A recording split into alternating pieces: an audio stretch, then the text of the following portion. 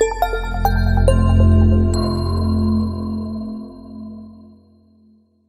everyone, it's Mike Hambright with FlipNerd.com. Thanks for joining us for this episode of the Expert Interview Show, where I interview awesome leaders and entrepreneurs from across the real estate investing industry.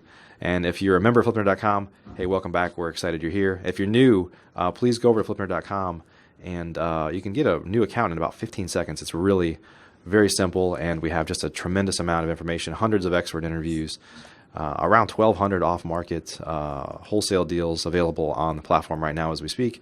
But today, I'm with my friend Frank Curtin. This is episode number 293 of the Expert Interview Show. Frank is a business automation expert, and I'm in tune with a lot of experts in the real estate investing space.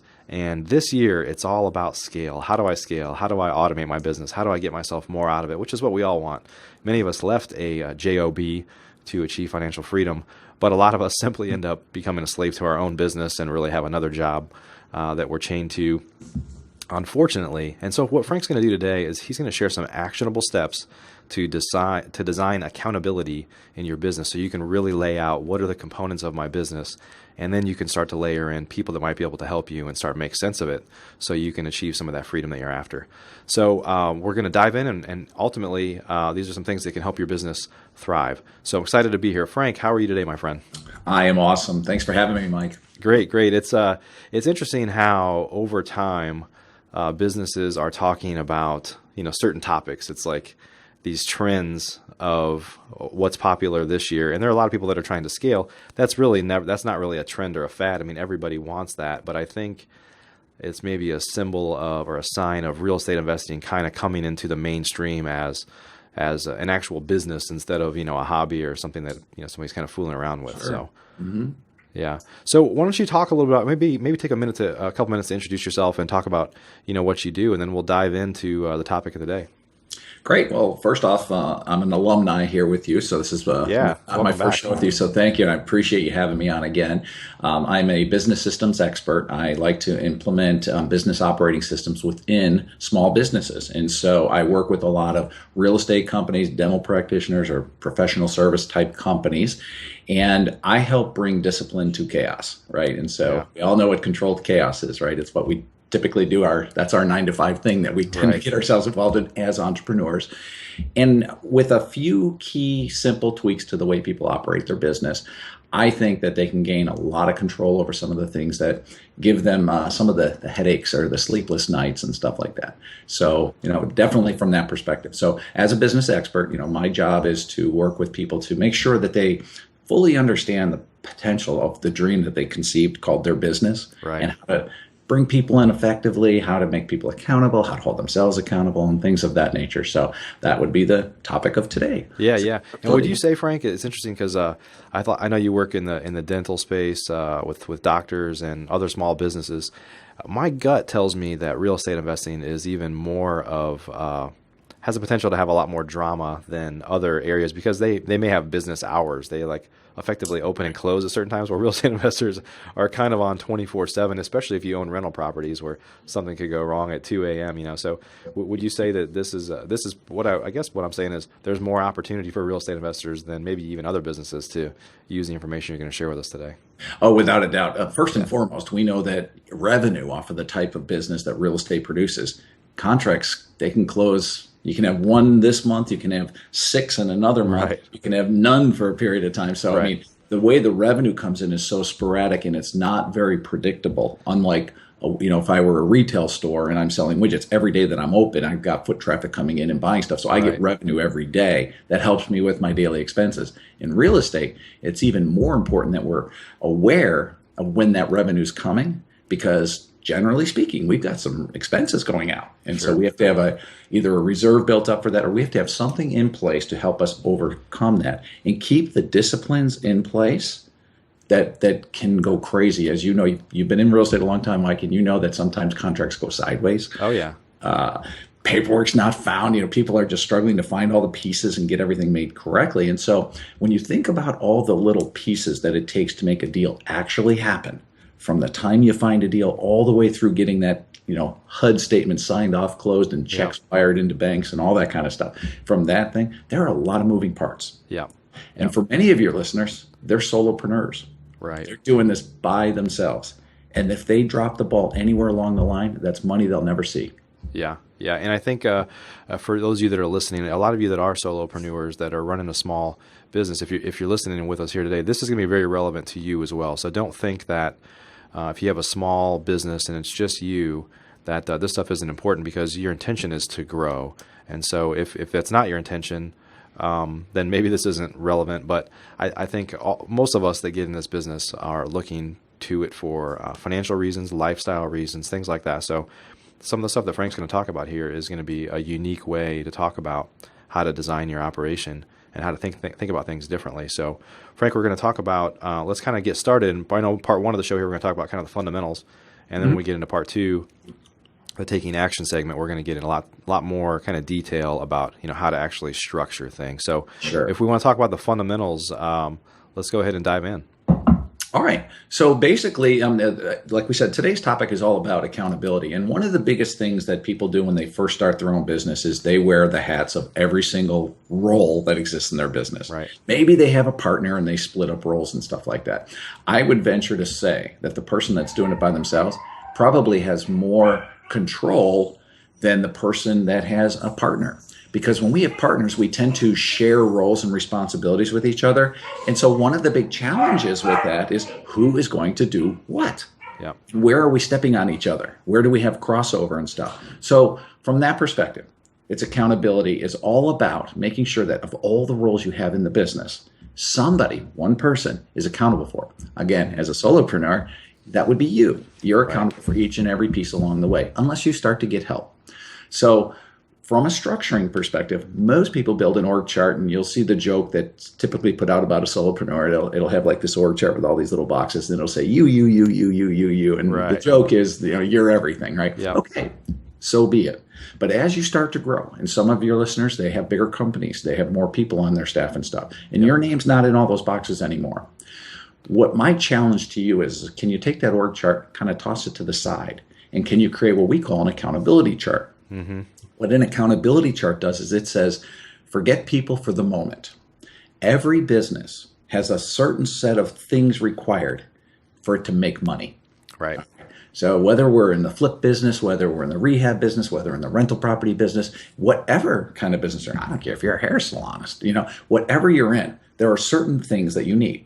So at the basic, for all organizations, there are three things that every company has in common, whether you're Ford Automotive or whether you're a flip nerd show host.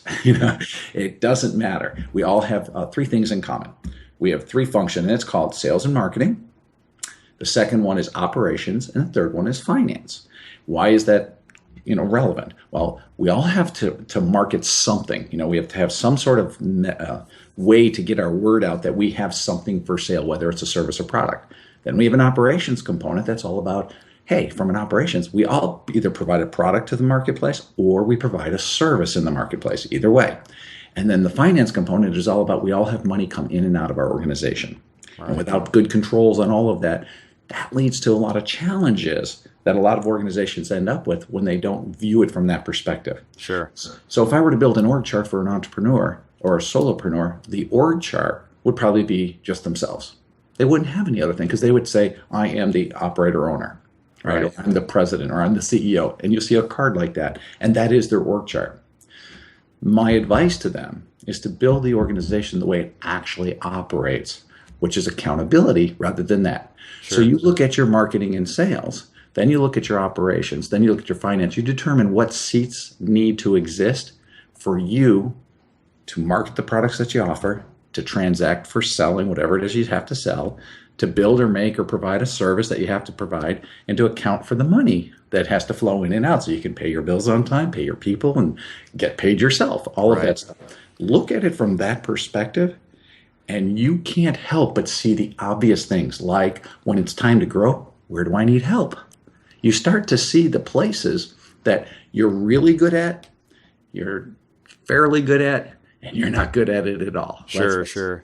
Yeah, Frank, I think another thing that's really common probably with small businesses is maybe they do, if they have a admin or they have a couple of people on their team, is that their org chart is all about the names and who reports to who, right? Absolutely. And then kind of below it, it's like, well, she does bookkeeping and she also answers the phones, and so you're not really focused on the things that have to happen in your business. You're focused on, well, the people and what did I throw on them versus what has to happen in my business, right?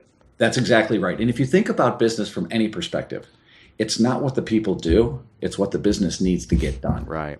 Yeah, and I would say, Frank, even personally, I've had those problems where I have, we've done. I mean, I'm a victim. I'm my own victim of what we're talking about here. Is I have a person, and over time, it's like, well, I need them to do that, and you've got some capacity, so you can also do this.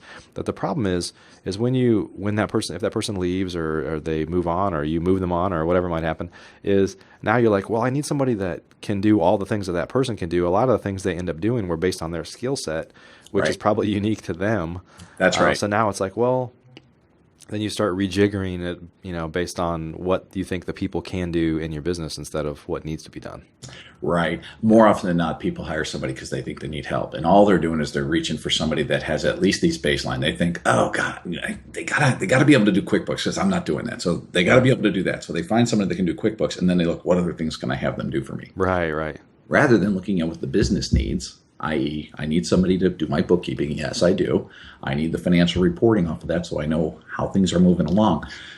But maybe there's some other seats in there that this person would also be able to sit in, but you'd be able to identify it right away. Yeah. Because with an accountability chart, people can go into those seats when you need them to go into those seats. Right. It also helps you with your training too, because if you think about it from this perspective, if I'm going to document some things so that I can delegate it to somebody else to do, so I'm going to document a few of the things that I'm not real big fan of, and I want someone else to do those tasks. I get that documented.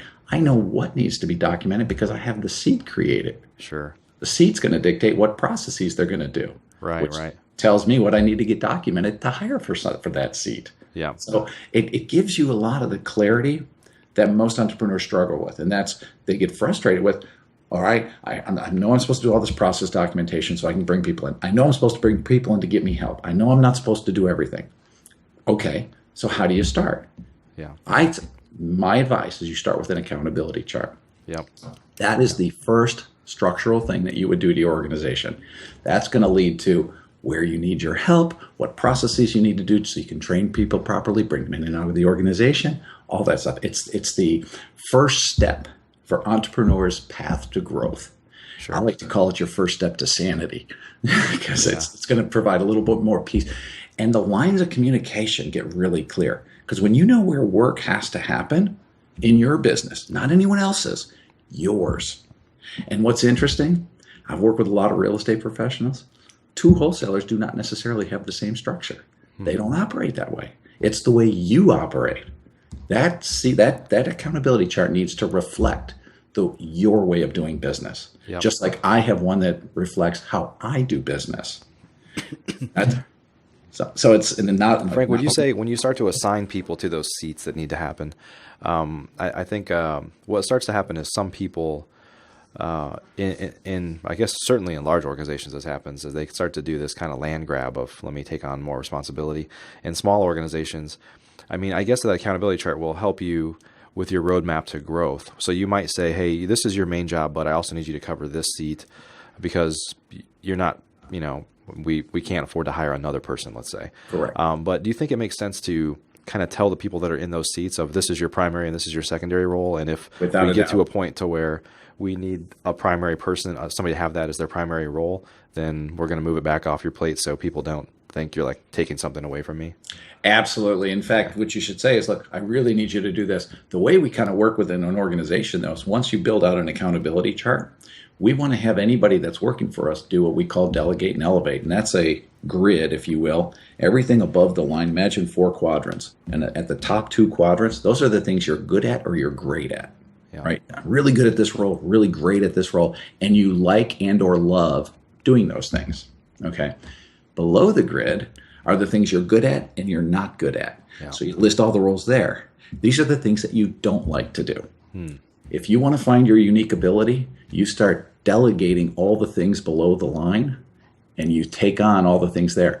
Because if you read Jim Collins' Good to Great, and you talk about unique ability and things like that, that above the line stuff, that's what true unique ability is. It's not some euphoric state of utopia thing that you define for yourself, like my perfect job is, and you start filling out this form, and then you go create that company around that job. Your perfect job is doing things you love and like to do. Yep.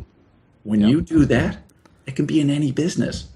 It could be in the one you have now, right? So whatever you're doing, as long as you can identify the things you love and like to do, and you can offload the things you don't like to do, you're in your unique ability. And Mondays are not a bad day anymore. Mondays are happy. Right. Hey, Frank, before we get too far, we should have mentioned this up front, but a lot of your consulting and your practice is around the EOS system and a book, Traction, that a lot of people have read. And if you haven't, we'd like to advise you. You want to take just a 30 seconds here and just kind of talk about at a high level what that is. Absolutely. Traction is a book that was written by Gino Wickman, who's a brilliant entrepreneur who, at a very young age, learned some of these principles through discovery, not through theory. So this is not your college professor. I have an MBA. I have a lot of professors that taught me business tactics and skills. I got the majority of what I know doing it, not reading about it in books, okay? What Gino did is he put together a book that has basically 6 key components. So at a very high level, when you're strong in all 6 of those components, so there's vision. It's very important for every company to have vision, even as a solopreneur. It's important that you have a vision so you know where you're going. Then people and data. People is all about right people, right seats. That's yourself plus anyone else you add to the business over time. Data is about having a metric for all those seats. How are you doing? Every person can have a number, or every seat can have a number that represents its contribution to the organization's flow of work. How are they doing? Then there's issues. When you have solid vision, good data, and good people, the issues that are the barriers and obstacles that get in the way, they stand out. They really stand out.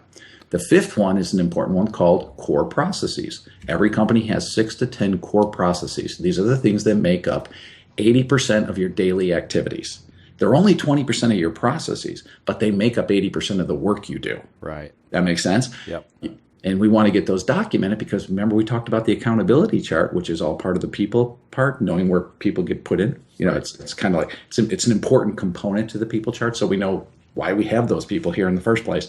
Well, the processes allow us to bring people in and properly get them trained so that they keep delivering consistent results that we want to have. Right. And then lastly is what we call traction, which is the title of the book. Yep. You got vision on the top, traction on the bottom. Traction is all about having regular meetings and a meeting pulse implemented, people having rocks, which are 90-day sprints. So the whole concept of the book for EOS is an entrepreneur operating system for small businesses, generally anyone from 2 to 250, maybe up to 500 people in their company. And it's phenomenal. It really is. It really provides an organization with the discipline they need to break through any barrier that they come upon, whether it's an individual one, departmental one, or a company barrier. It allows you to break through that because you now have the visibility into what's stopping you. Whereas a lot of people, they're just, I don't know what's wrong. I don't know why we're plateauing here and here and we're stuck. Why? This gives you the tools. It's interesting. I read the book when it first came up. When I started to hear of it more and more at some mastermind that I'm in, maybe 6 months ago or so, I grabbed the book and I read it on the plane home. And I'm what the book would call a visionary. So the idea guy, not necessarily the one that needs to be doing all the work, but unfortunately, when you're a small business, you still have to do work. But I was showing my wife, I was like, see, this is me. You never understood me, but here I am. So anyway, it's a great book. We'll definitely add a link for Traction, like on Amazon or something down below. But if you haven't read the book, for those of you listening, it's a great book and it'll really kind of help you get a little bit different vision on your business and some of the things that you need to do to be successful. Hey everyone, it's time for the Taking Action portion of the show. If you're hearing or watching at this point in the video, you're probably maybe watching on iTunes or listening on iTunes or on YouTube or maybe even on flipnerd.com and you're not registered as a premium member. We'd love for you to join us for the rest of the show, but only our pro and elite level members have access.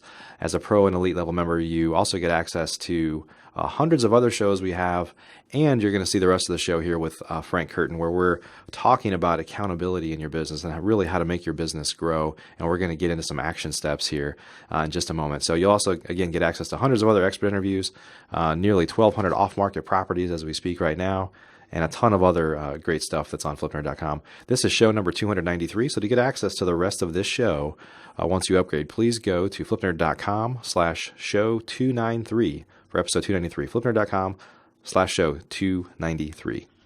Are you a member of FlipNerd.com, the most robust real estate investing platform in existence, where you can find off-market wholesale deals and great vendors literally in your market? You can get access to advice from experts and learn about local clubs and events right in your backyard. If not, please visit FlipNerd.com and register for a free account. You can register in less than a minute. It's pretty much the coolest site that's ever existed in the real estate investing industry, so get on over to FlipNerd.com.